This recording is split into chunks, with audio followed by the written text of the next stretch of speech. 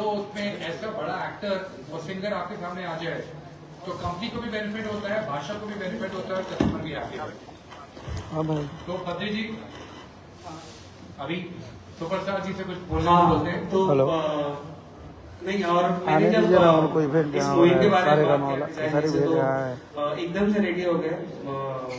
और इनका हमेशा से बोलिए try ना, रहता ही अखिलेश है, कश्यप तो बोले, कुछ बोल आप भी दीजिए। अगर इस चीज को जो अखिलेश विकल्प से कह रहे कश्यप हैं, कैसे किसान आगे जी के बढ़ राइटर बोल रहे हैं। देखिए,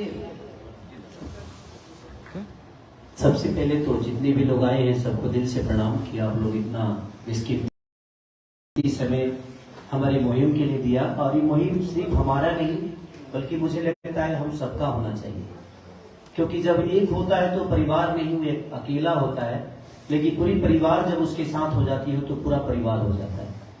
और हमारे भोजपुरी भाषा की बात है तो सबसे पहले कि इस मुहिम में सबसे पहले सारेगामा हम भोजपुरी आया, और जब गार्जियन अच्छा है तो बेटे बिगड़ते नहीं। सबसे बड़ी चीज है कि गार्जियन अगर शिक्षित है, गार्जियन अगर मालदार है तो बिगड़ना संभव नहीं है, क्योंकि हर जगह पैसे की बात तो आती ही है। क्योंकि कोई भी दुनिया का बड़ा काम करने के लिए आप सबकी एनर्जी के साथ साथ फाइनेंस की भी बहुत जरूरत होती है।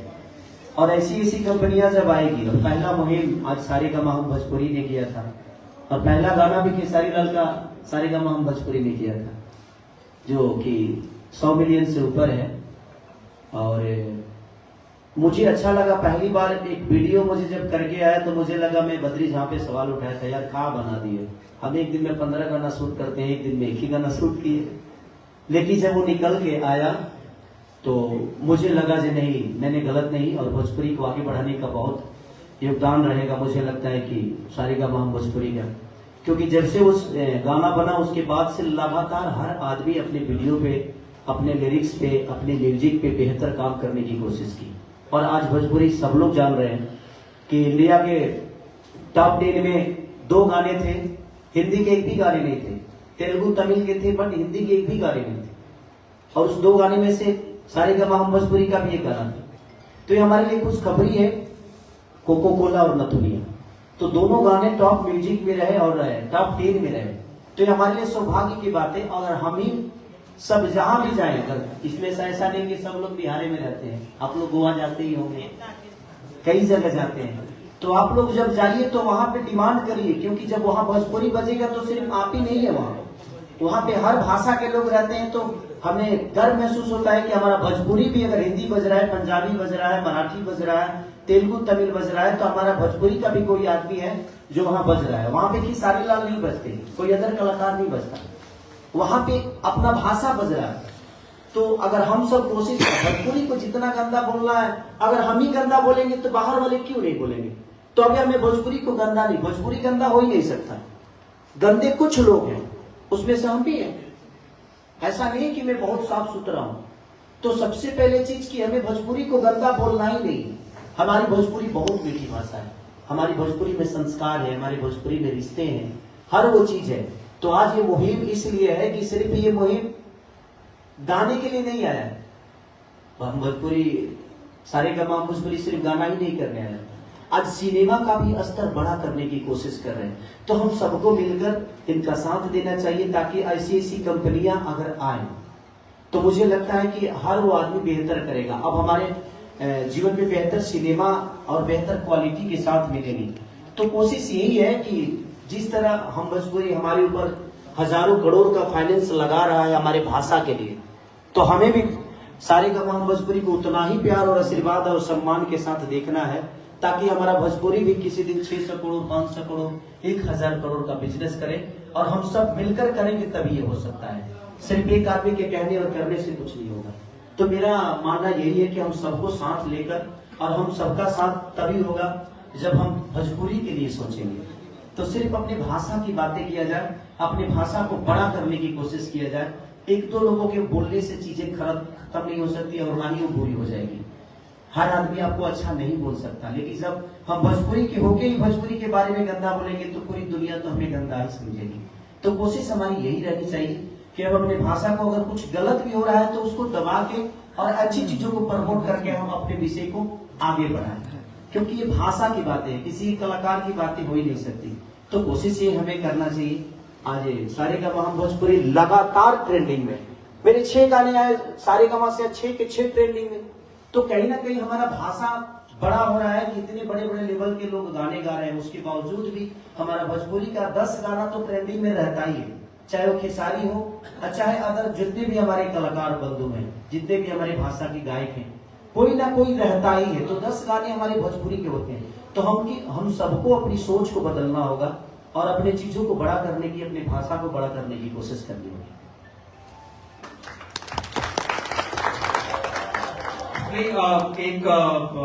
मैं आप सभी के साथ एक बहुत ही अच्छा अनुभव शेयर करना चाहता हूँ खेसारी जी के बारे में, कि जब हम लोग पानी पानी कर रहे थे तो खेसारी जी का ही रिक्वेस्ट था और उनका ही परिश्रम था कि उन्होंने बोला नहीं बादशाह तो चाहिए हमें। तो उसके बारे में कुछ बताइए कि कैसे आपने इस चीज को चेंज किया, इक्वेशन को एलिवेट करने के लिए भोजपुरी में।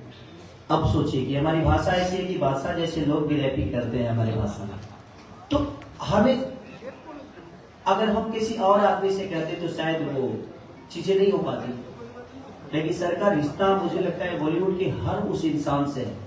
ये चाहे तो बच्चन साहब को मेरे सामने खड़ा कर दे, मेरे साथ खड़ा कर दे, तो हम वही रिक्वेस्ट कर सकते हैं। अच्छा, जब ना दुकान में सामान हुई वही जगह में आदमी जाएगी। अब हमारे कहने का मतलब हम मुफ्ती में जाकर खोजे कि भाई वो कौन बना बताए, हाँ कि अरमानी के कोनो टी शर्ट भी ना मिली। तो जिंदगी में एक चीज तो है कि जहाँ पे व्यवस्था है और जहाँ पे चीजें हैं, अगर हम वहाँ डिमांड करेंगे तो।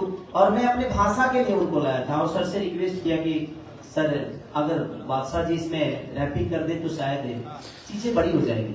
तो हम सबको कोशिश करना है कि हर लैंग्वेज के लोग आकर हमारे यहाँ काम करें, और करेंगे तो शायद उस भाषा के भी लोग हमारे भोजपुरी को एंजॉय करेंगे। तो हमारी कोशिश यही है कि हम अदर भाषा के जो भी टॉप के आर्टिस्ट हैं उनको भी अपने भाषा में कोशिश करें लेकर आए, ताकि हमारा भाषा बड़ा हो जाए और हमारे भाषा को उस लैंग्वेज के लोग भी एंजॉय करें। जैसे हमारे हिंदी के लोग तेलुगु में जाकर काम करते हैं, रवि भैया IPS की जाकर करते हैं, तो हम लोग रवि भैया की वजह से उसको देखते हैं ना। तो मुझे लगता है कि वहां के भी लोग अगर हमारी भाषा में आए तो वहां के लोग भी हमारी भाषा को देखेंगे और प्यार देंगे, और प्यार देंगे तो शायद हमारी भाषा छोटी नहीं रह जाएगी। और हमारी भाषा कभी छोटी हो ही नहीं सकती। लोग मुझसे सवाल भी करते हैं कि आप हिंदी में काम क्यों नहीं करते, तो मेरा सवाल यही होता है कि अगर हम हिंदी की तरह ही अपनी भाषा को कर दे तो हमें हिंदी में काम करने की जरूरत नहीं। तो हमें अपनी भाषा को बड़ा करना है, ताकि हम हिंदी में क्यों जाएं। अगर हमारा ही भाषा इतना बड़ा हो जाए तो हमें ना हिंदी में जाने की जरूरत है और ना ही तेलुगु में जाने की जरूरत है। तो इसीलिए हम सबका सहयोग होगा तो शायद हमारा भाषा इतने लेवल पे आ जाएगा कि हम भी 600 करोड़ की धंधा कर सकते हैं। तो कोशिश सबकी होनी चाहिए। तो अब हम अपने प्रेस के साथियों से अनुरोध करें कि उनके जो भी क्वेश्चंस हैं वो शो करें। सर, सवाल मेरा ये है कि आप भोजपुरी में इतना काम कर रहे हैं लेकिन आज तक कोई भोजपुरी सिनेमा जो है मल्टीप्लेक्स में आज तक नहीं आई, कैसे आएगी? नहीं आई का मतलब ये नहीं है कि नहीं होगा। जब तक सचिन तेंदुलकर ने वनडे के अंदर डबल सेंचुरी नहीं मानी थी, लोग मान के चलते थे हो ही नहीं सकता। अभी हालत ये है कि अशोक गिल ने क्या डबल सेंचुरी मारी है और कोई सर जम्बे से नहीं देख रहा है क्योंकि हो चुकी है वह। तो आप चिंता मत कीजिए, भोजपुरी का कंटेंट ना सिर्फ मल्टीप्लेक्स में चलेगा, भोजपुरी का कंटेंट मल्टीप्लेक्स में ऑल इंडिया लेवल पे चलेगा। तो ये हम करके दिखाएंगे। मल्टीप्लेक्स हो तब लगी। सबसे बड़ी चीज कि हमें सरकार से भी इस बात से नाराजगी है कि हमारे इंटरटेन के लिए सरकार कुछ सोच ही नहीं है। हम सामान तो बनाते हैं पर बेचने का साधन नहीं है। दुकान में तो कहाँ बेचे, रोड बचान के। तो सबसे बड़ी जब व्यवस्था लोगों को मिलेगी, क्या मल्टीप्लेक्स में अगर मल्टीप्लेक्स होगा भोजपुरी लगेगी तो हम जाएंगे। हॉलों का व्यवस्था ठीक नहीं है, हॉल में सीट अच्छे नहीं है, तो उसके लिए प्रॉब्लम सबको होता है। तो मेरा सवाल यही है कि अगर सरकार भी हमारे इंटरटेन को अहमियत देगी, मल्टीप्लेक्स बनेंगे, उनको छूट मिलेगा, तो शायद मुझे लगता है कि हमारा भी सिनेमा 100 करोड़ तो कमा ही देगा। इतना तो जरूर है। खेसारी जी से जुड़ा एक सवाल है कि क्योंकि आपके संबंध सबसे अच्छे हैं, तो आपके संबंध बीजेपी से भी अच्छे हैं, आरजेडी से भी अच्छी है, नीतीश कुमार से भी आप इस पे रखते हैं, तो क्या सरकार से आपने मांग नहीं की, और अगर मांग की तो सरकार इस पर ध्यान क्यों नहीं दे रही है? देखिए मैं जितने लोगों से मिलता हूँ, मैं अब देखिए 3 भाई मेरे ऑलरेडी उसमें हैं, मनोज भी आए, रवि भी आए, दिनेश भी आए। मैं जब भी उनसे मिलता हूँ, इनकेस की मेरे अभी जो हाल ही में मंत्री बनी है मेरे बड़े भाई जितेंद्र यादव जी, उनसे भी मैंने सवाल किया कि भैया हमें छूट तो दिया जा रहा है कि आप सिनेमा बिहार में बनाइए, आपको सब्सिडी मिलेगी, लेकिन हमें बेचने के लिए कम से कम यूपी में या बिहार में अगर मल्टीप्लेक्स को भी आप लोग बढ़ावा देंगे, वहां बनेगी। जिस तरह आपके मुंबई में महाराष्ट्रियन फिल्म 1 शो चलता है, चाहे जितना भी मल्टीप्लेक्स है उसमें 1 शो चलाना ही है आपको, चाहे वो सिनेमा अच्छी हो या बुरी हो, लेकिन आपको चलाना है। अगर वही चीजें हमारे भी बिहार में आ जाए, यूपी में आ जाए, तो हमारा सिनेमा बड़ा क्यों नहीं होगा।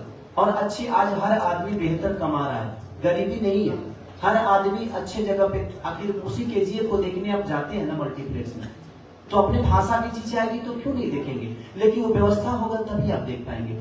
तो सबसे पहले कि सामान तो हम बेहतर बना ही रहे, बट मुझे लगता है कि बेचने का अगर दुकान भी हमें बेहतर मिल जाए तो शायद हमारे ब्रांड का वैल्यू बढ़ जाएगा।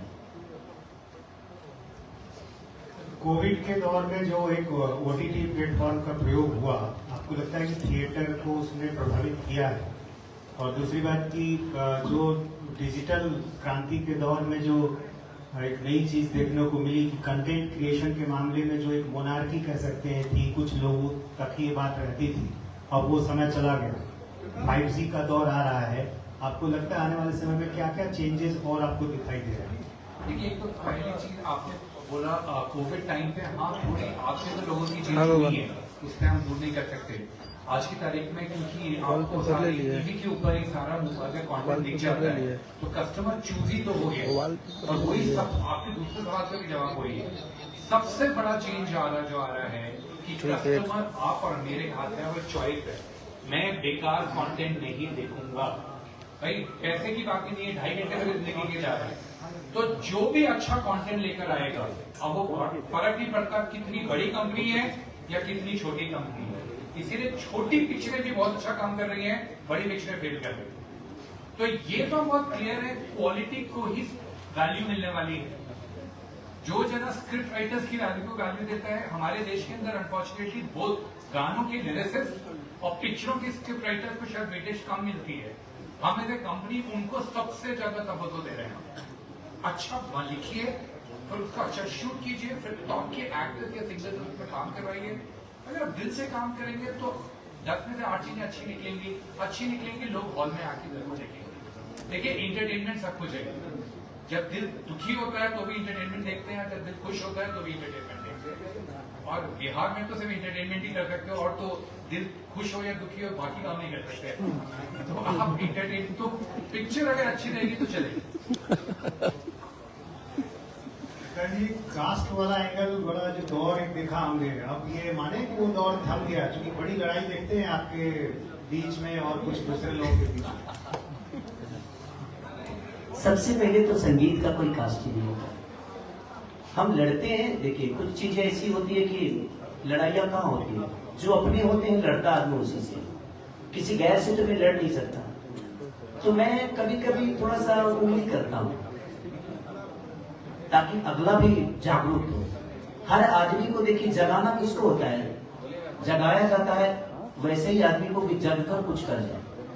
तो मैं किसी को ट्रोल नहीं करता, मेरा मुद्दा ये होता है कि हम सब मिलकर काम करेंगे तो बेहतर के लिए होगा।